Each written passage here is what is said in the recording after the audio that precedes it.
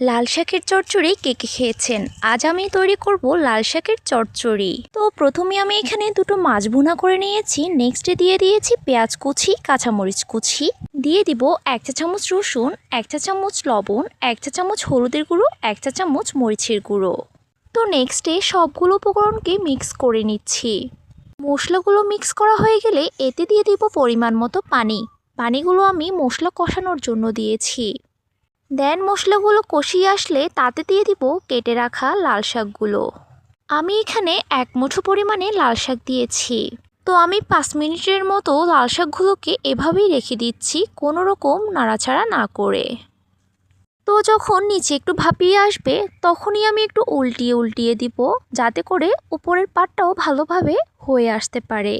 আর আপনারা আমার এই লাল শাক চচ্চড়িটি একবার হলেও বাসায় ট্রাই করে দেখবেন। যারা লাল শাক খেতে পছন্দ করেন না তারা আমার এই রেসিপিটি একবার ফলো করে দেখবেন, সারা জীবনের মতো প্রিয় হয়ে যাবে লাল শাক।